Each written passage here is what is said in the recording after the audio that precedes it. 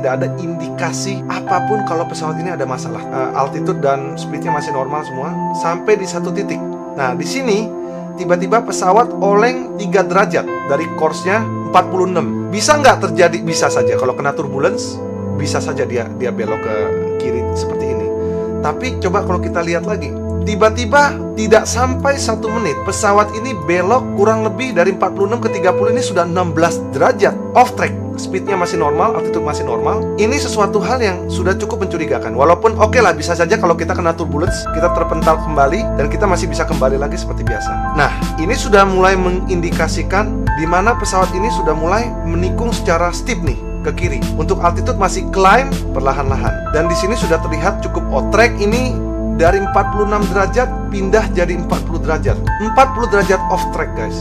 Dari 46 derajat jadi 6 derajat. Kalian bisa lihat. Waktunya 7:40 menit atau 2:40 menit.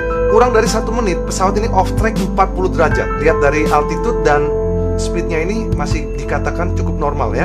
Kalian bisa lihat ya. Kurang dari 1 menit tiba-tiba pesawat ini menghadap ke kiri.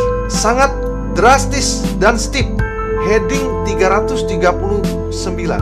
Kurang dari 1 menit tiba-tiba pesawat ini dive down ke 8.900.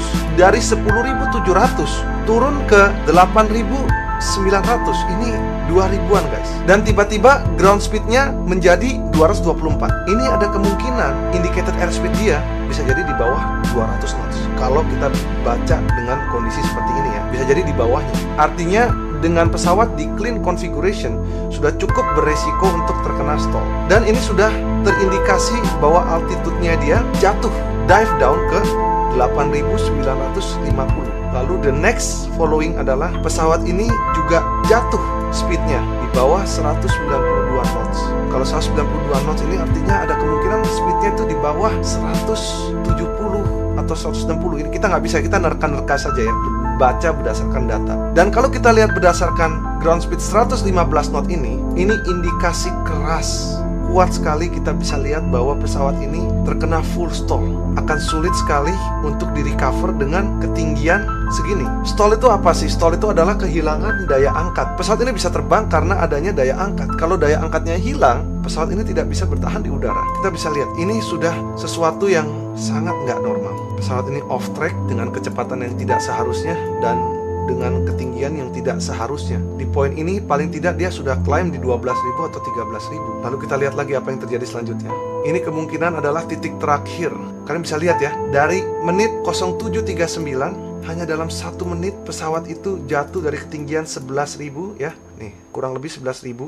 Kalian bisa lihat, dia jatuhnya ke kanan dengan kecepatan yang sangat ekstrim. 358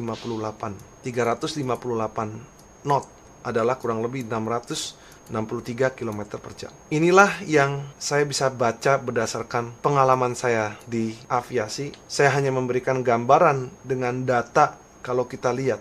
Karena banyak orang yang penasaran apa arti dari